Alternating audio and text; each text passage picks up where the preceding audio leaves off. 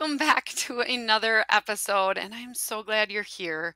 If you listen to this podcast, I sure hope that you are subscribed and you follow so that you're notified every time we have a new episode released, which is every single Monday. And oh my gosh, this is like episode number 79 already. Can you believe it? If you've been here from the beginning, give me a shout out on Twitter. I'm at Andrea Gribble. Let me know that you've been following the Mastering Social Media School for Schools podcast since the beginning. I would love to see that. Now, today you're going to meet Erica Gregory, and she is the digital storyteller for Pulaski Academy. I think that is like the coolest job title in the world.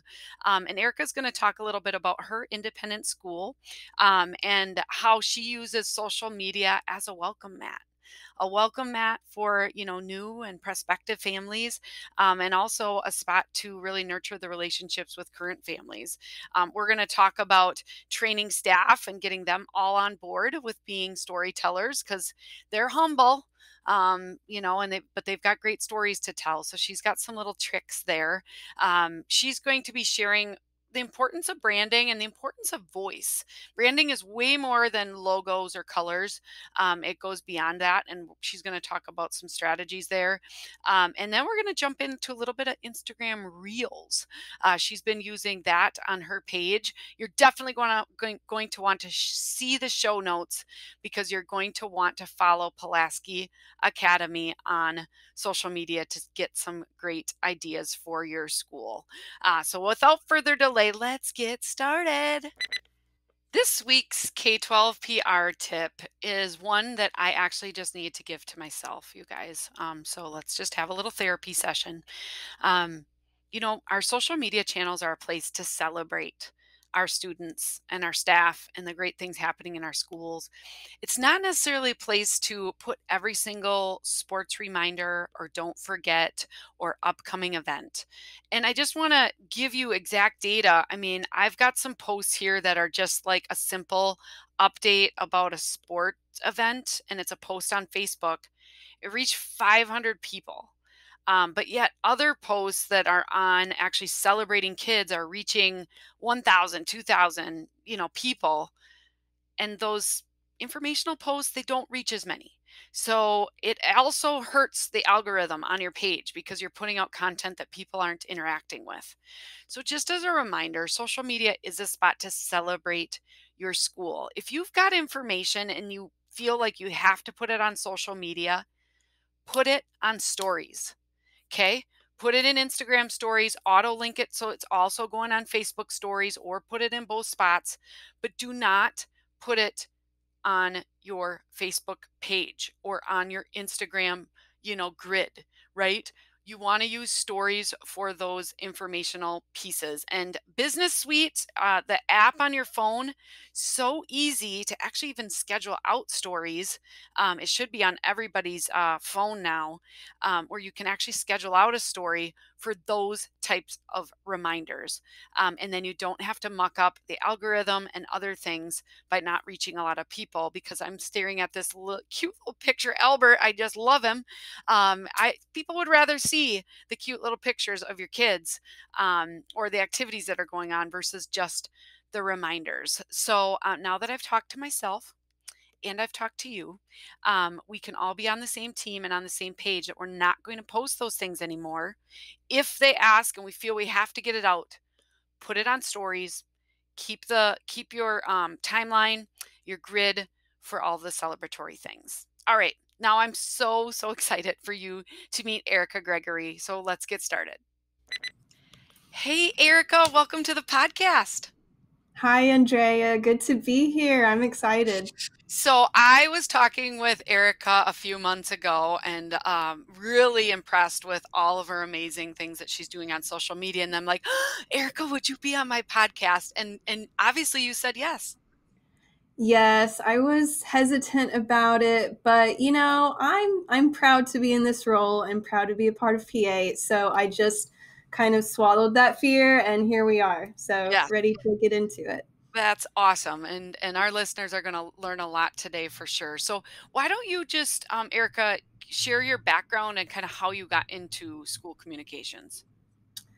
So I think it makes sense to kind of go back a little bit into my college days, if that's all right. Yeah.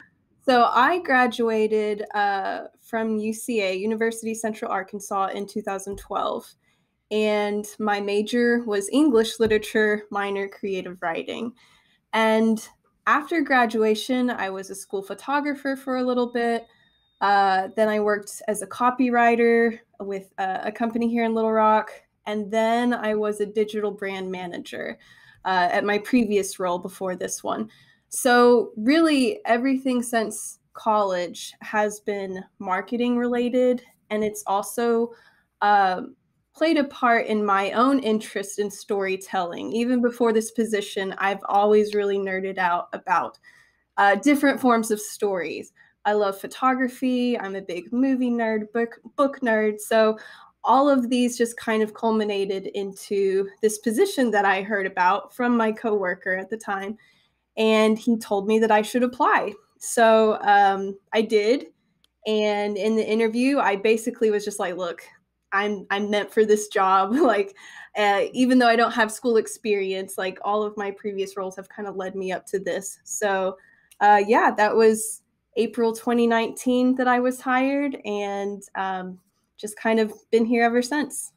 So, and you have like the coolest job ever, which is obviously why you're interested. You're the Hmm. digital storyteller. Yes. So tell me more about that role, and then also tell me about your school that you work with. So, a digital storyteller, I believe the actual title was coined by our social media and website vendor, Interactive Schools. They are based in the UK. And what it is a cool title. Instantly, I was drew to it, and it really it's about celebrating and curating school stories. I help with different content for our website. I work with I basically update the landing pages. I work with our admissions team for inbound marketing. Um, I'm I'm a one person shop, but I have support from other team members to basically keep telling the story of PA and keep enrolling new families. So social media to me is kind of the welcome mat for new families, and it's also a way to retain our current families. Okay, I'm just writing that down because social media is like the welcome mat to new families and Yes. also a way to connect to your current families, right? Yes. I mean, if you think about it, and this goes for any brand that you're interested in, chances are you're going to look at their social media. To me, you kind of invest in the story of a brand before you're willing to kind of, purchase something for them, invest in them. So I bet that all of our families, before they step foot on our campus, they're looking at our social media profiles. So for us, that's our first impression to get their interest. And also, depending on what or what social media platform they're on, can also depend on what story they may be seeing. So I also try to take consideration into that, and that's the curation part of okay. Instagram's where my students are at. Like, what can I showcase there? Facebook, moms, grandparents, things like that. So I'm always trying to be aware of just our school stories and the best place for them to go. Sure. That's great. And then Pulaski Academy, tell me a little bit about that. So, Pulaski Academy, we're actually celebrating our 50th anniversary. They began in 1971 with, let me see, I don't remember how many students. I know there was only 10 in the graduating class. And it was just, I mean, it had such a huge growth in a short amount of time. But fast forward to today, and we have 1,340 enrolled students, 185 employees. We really, our tagline is the path to excellence. So, one thing that we really strive for is just helping guide students on whatever their path may be. So we really excel when it comes to academics as well as athletics, and also, of course, the visual and fine arts as well. So really, it's just about finding a student's interest, and our faculty and staff just kind of rally around them and help them pursue that path. And is it K-12? Is that right? We actually have a 2.5-year-old program. So we are, yes, pre-K through Okay. 12th grade. Yes. And we're the only one in Arkansas that offers that for an independent school. Yeah. So you are an independent school, and there's going to be some listeners out there that are in your same boat, and that's another reason why I wanted to have you on, because I Yeah. haven't gotten to interview many independent schools. But can you tell me a little bit about how your role might differ or might be the same as somebody in a public school might be? Right. So as any independent school, it's a choice for families to be here. Um, Really, it's a luxury service. There are great public school options around here, but our school offers what we try to offer is different value in other ways through our strong community, our high academics and athletics. So for compared to a public school communicator, my role I feel like has a little more pressure. And again, as I'd mentioned previously, I have to work with our admissions team, our advancement team for uh, annual kind of fundraising events that we do. So it's a lot more. There are some events that are just kind of annual, and I know what to expect, but there are new things that come up. COVID was a big one of how do we make sure our enrollment stays the same or continues to grow. And luckily it has. But I think that is in part because our faculty and staff have kind of shown the value that we can provide even amidst a pandemic. We're just kind of striving in different ways, I think, compared to a public school. Yeah, and they're obviously paying to come to your school. Yes. Yes, Yes, they so are that's paying. Yep. So that's great, and I think, because you've got that pressure on you, you do a beautiful Mhm. job. We're gonna make sure to link all of your social media channels in the show notes, so you're gonna be able to see Erica's beautiful work.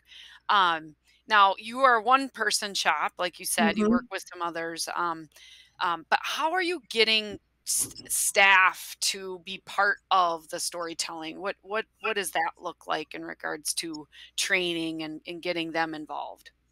So one thing that we have our in-service week, and one thing that we tell our faculty and staff every year is that yes, your role may be just as a faculty member or staff employee, but really all of us combined are marketers, we're storytellers. I mean, families, they may find interest in our social media, but that's not what's going to keep them to stay.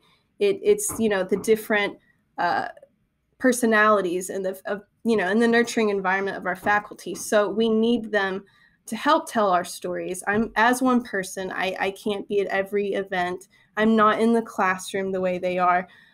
So what I do to help encourage different stories is we have different Twitter accounts, kind of based on our school divisions.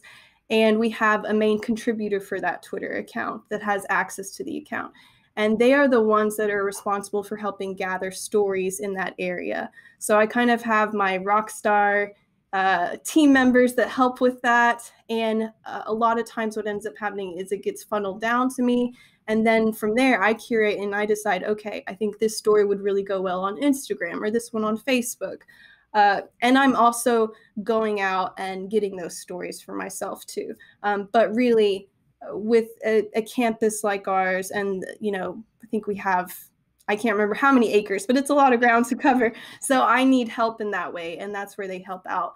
I try to make it, one thing that I've learned from working with educators is that they are a humble group, but they also are lifelong learners. So one thing that I try to do, one thing that I've done actually this year, is every week I will send a Tuesday tip, and it just kind of breaks down a tip. And a lot of those I actually got from the social media boot camp that I attended over summer. So I like to just break down things like how to get great photos, hashtags that we use. The most recent one I had was social, like your personal social media kind of do's and don'ts. So I just try to simplify it in one email. I always make myself open for any questions if they need to pop in for a visit. So really, I think it's just about being a presence for them and just making yourself available and also admitting if you don't know the answer to something. Because as you know, in the social media world, I'm sure you know, Andrea, like we're learning new stuff all the time too. We might not always know the answer, so we have to go figure it out too. Yeah, that's good. So I love you are getting them involved from the beginning, like, Mhm. beginning of the school year. But then that Tuesday tip idea I really love because sometimes it's like, yeah, you can tell it to them once, but if you can break down something really simple each week, you can continue to build that confidence, maybe build those questions. Obviously, build that relationship with them. Hey, I'm Mhm. here to help. Here's some helpful tips. Don't forget about this. And nowadays, you just mentioned, personal use of social media. I think, many schools are having to work with that as well because all of a sudden it ends up in the news that a staff member is saying this on social media, and it can reflect on the school. So there's certain things to be aware of. I Mhm. love that. So what channels are you responsible for the academy then? Uh, I am responsible for Instagram, Facebook, Twitter. We're on YouTube as well. Um, we have some platforms. We have the name reserved, but we're not really active on there. We Okay. have TikTok and Snapchat. But my main three that I focus on are Twitter, Instagram, and Facebook. Okay. And that's perfect. That's the ones that we usually focus on as well. Now, looking at your pages, I can see a lot of attention to detail when it comes to branding. So, tell me about how branding can show up in social media, and what are some intentional things that you do with branding on Mhm. social media?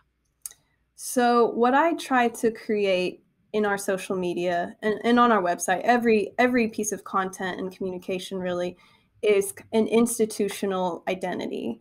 I want, to me, branding is not just about the colors, logos, things like that. You have to have the right voice on each platform. I'm a fan of emojis as well. I would like to give myself a little bit of credit. I feel like when I started using our blue and yellow heart together, we use those a lot simultaneously. I feel like I started to notice commenters also putting that in their comment or things like that. So I think those visual cues just help kind of reinforce our identity as PA. So to me, you have to keep that consistent across your channels. I want someone to look at a post, and even if if we don't have our logo, just to be able to see this is the quality of PA. This is what I expect from them. Yeah, absolutely. And I'm just doing a little scroll, and you guys obviously can too. You've got some faculty features, you've got a national merit semifinalist, Hmm. and I love the blue and gold. I've also started using that a lot. Mine happen to be blue and yellow too for New Auburn School that I manage for, and that's really cool. That, like you said, not only do you start using it, but then you start seeing it other places, like with Yeah. comments coming back, right? And I love that. I mean, it's social media. It's meant to be this kind of conversation with your community. So I love to see when our community starts to pick up on those things over time and just kind of reuse them in conversation. Yeah. And I see a lot of great photos. So, the really great photos, like on Instagram, are most of those from you? Yes, most of them are. For kind of big events, concerts, national merit semifinals, things like that. I will just go out and get pictures of it because that's beyond just that moment or that post. To me, it's you're kind of archiving his history. Especially in our 50th year that we're celebrating. It's kind of dawned on me differently in that these pictures that I'm taking are going to be used in the future and beyond just the parents and students seeing them. So yes, we try to get those quality photos when we can. Yeah. And you talk a little bit about voice in your branding. So Mhm. we've got some folks listening. Most of them are probably social media managers directly, but sometimes there's different people that have access and ability to, let's say, post on your Facebook page. But not everybody has that same voice, right? And so, Mhm. I think there's some importance, and certainly the method we use at Social School for EDU, when we serve a school, is we act as their main social media poster, so you get that voice and that celebration and whatever. Can you talk to me a little bit about the voice you try to create, and then how that maybe comes across, and how you think that might be important to maybe not have multiple people in there trying to do it?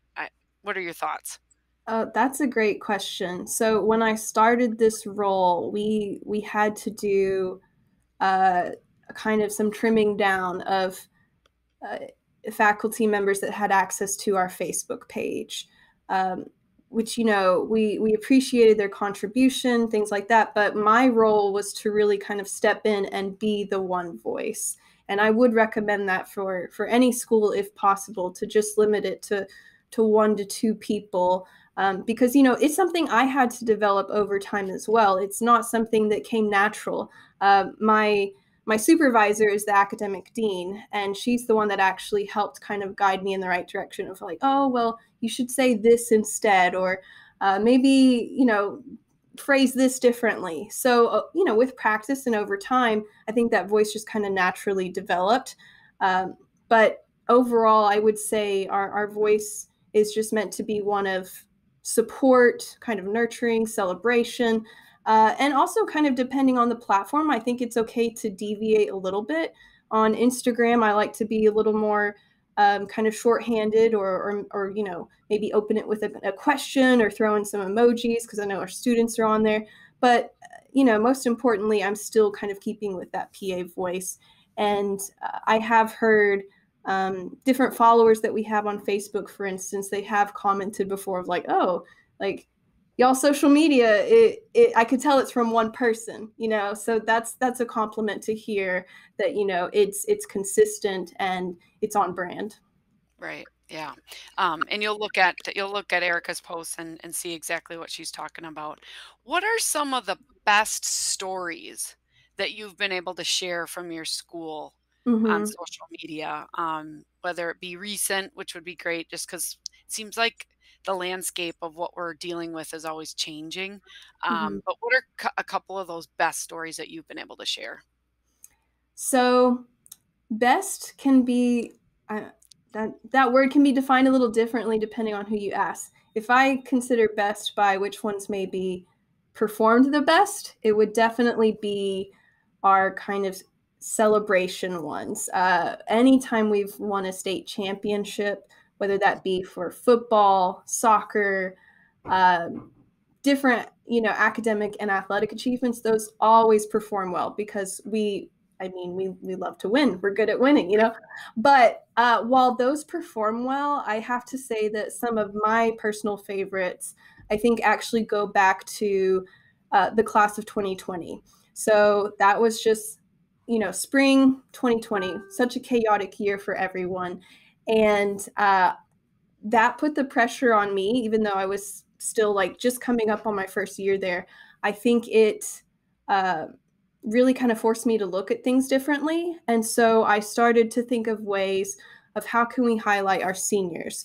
So this led to a lot of user generated content where basically I would ask the seniors questions each week, kind of leading up to graduation. They would submit their response and some photos, and then I would create a story within that. So those were my favorites because I think it helped highlight them during a difficult time. And it also kind of created a tradition and something that I used for the class of 2021.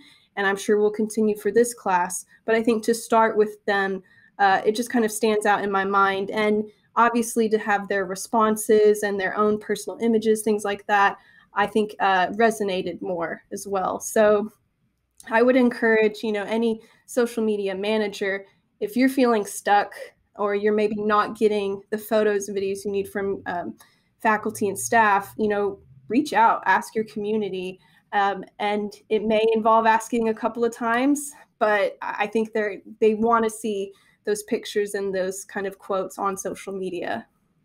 Yeah, and you need to dig a little bit into those. I'd love to get maybe an example of one of those that you shared from those stories that you got Yeah. from 2020. So maybe you can send me that. We'll get that in the show notes because I think that's good. You have to dig a little bit for some of the good stories, but they're there, Hmm. and people want to tell them. And so I'm assuming most of those you shared in like with a picture or something, or did you do any video? I know there was limited options, when at the beginning of COVID. So what I did is in my, knowing that Instagram is where most of our students hang out, is in our Instagram bio. I have multiple links that they could click on, and one of them led to a Google form where they could basically, because we use G Suite, so all of our students have a Gmail account, so they would just sign in and then submit whatever photos or videos they had. I mostly received photos. I don't think I would receive many videos, but that worked better for the post anyway. So yeah, they're familiar with it. So it's really just about asking. Yeah, awesome. Okay, now I'm getting into something that I've just started playing around with, Erica, Hmm. which is Instagram Reels. So this isn't going to be all about Reels, but I do want to talk about it because, Erica, so I do monthly metrics for my Instagram page. Uh, Hmm. we do it for all of our schools, but obviously my little school is 300 kids, K through 12. We've got about 760 followers on Instagram. Normally, my impressions for the whole month are maybe around 600, 700 people. Um, I implemented a couple reels this month. Both of them reached. One of them was just a video of images of our volleyball team, and one was a lunchtime hungry hippo, like life size, Yeah. game with our kids. And I put it to some game show music. Okay, both of those reels reached over 4,000 people. So my reach for this month of September 2021 was over 8,000, and normally it's around 7 or 800 people. Like it's a 10x. And I'm looking at your page. It looks beautiful, by the way. I mean, it's got really nice highlights, all branded. But then you've started sharing some reels. So, Hmm. what have you learned with starting to use reels, and how are you trying to, include it? I guess I see a few that are taken from TikTok, and so Yeah. that maybe is on a different channel. But Instagram Reels is kind of like TikTok, but for Instagram. So Hmm. tell me about it. So Instagram Reels, it has a little bit of a learning curve, as I'm sure you know, but what I feel more comfortable doing right now is using what I already have, which is pictures, and just kind of adding those different pictures to music. Um, I would like to play around more with different video, dance options, things like that. Um, but I'm kind of working with what I know right now, and I would say I think it was over the summer Instagram said, "Hey, we're prioritizing reels." Like that's what they TikTok is their competitor. They want people to stay on Instagram more. So if you want your content to be seen, at the top as far as engagement, you need to be putting more reels out there. So that's something that we're kind of experimenting more with. And also, one thing that I try to take time to do, maybe like 5 minutes a week right now, is looking at other reels and saving songs that are popular at the moment. Because unlike TikTok, I find that Reels is not the best to search for songs, and you always kind of want to try to use a song that's popular. So I would just say spend 5 minutes a week looking at what's popular. If you see a song that's appropriate and what you think would go well with maybe an event coming up, save it and use it for that time. But yeah, it's been fun to play around with. A recent reel that I created that I can think of is we have a senior brothers, senior sisters tradition where our senior class kind of adopts a classroom and they hang out with them once a month. They play games. It's really fun. And normally, what I would have done for a meetup is just take pictures and have a carousel slide on Instagram. But this year, with Reels being such a priority, I said, okay, I'm just going to take like my top 20 to 25 favorite pictures and just put them in a reel with some music. So I think that led to more engagement as far as comments and also more views. So at the end of the day, social media is about branching out in ways that you're maybe not comfortable with, but it's ever changing. So you just have to kind of roll with whatever new changes the algorithm has. Yeah, and it's really favoring reels right now. As I'm working in it and getting some comfort level, it's like I feel it's a little bit like stories because it's the same format, that vertical format. Mm-hmm. And then there's just some different ways of adding things. Now, my question for you is when you're doing a bunch of photos in there, which I think is a new thing that you can even put photos in, because I saw some trainings where it was showing you how to basically change a still image into a video because it wasn't allowing videos in there, but it does allow photos. Do you put them together in Reels or do you put them together in a different editing software, all the pictures together and then put it into reels? I've played around with both. I've Okay. made reels in Canva, which is like a tool I use every day. Highly recommend it. And I've also done it directly from my phone. And I haven't really done it enough to notice if that makes a difference. Sometimes I do think that, with reels, they may prefer you to use their platform. I don't know. Maybe there's a way for them to tell if it's third party or created in Canva. But most of us are on our phones anyway, so I'm just trying to get, even though I do love to create things on desktop, I'm trying to get more familiar and comfortable with just doing it on my phone, so just going directly within the app. And you mentioned earlier how we had some TikToks on our Instagram page, and for those, I think that Instagram still prefers you to share reels instead of TikToks, but sometimes I just get some great TikToks from, a faculty member that I'm like, I can't not share this, even though it has their username within the video. So obviously, the content is the most important part of what you're watching, but I just I suspect that Instagram prefers you to do just everything within their app. Yeah. Okay, great advice. I've got a blog coming out that will Mm-hmm. reference some different Instagram Reels pages to watch. So, everybody listening, be watching for that. If you're not on my newsletter list, you better be on my newsletter because then you'll get all of my latest and greatest tips and strategies and top posts from other schools and all of that, and that's in the show notes. You can sign up for that. But I'm also going to be doing some training on Instagram Reels inside my membership group, which is a paid program. But if you're interested in getting some help, you can consider that program as well. Which, Erica, you're part of that group too, and so who knows? I might be featuring you so we can show everybody how to do this stuff. Hey, we'll learn together. I'm no pro at it, but this is the future for Instagram at least, or video Yeah. content in general. Right. We'll learn together. All right. You have a great book recommendation that you wanted to share with everybody. What book Mhm. is that? So the book is called Building a Story Brand by Donald Miller.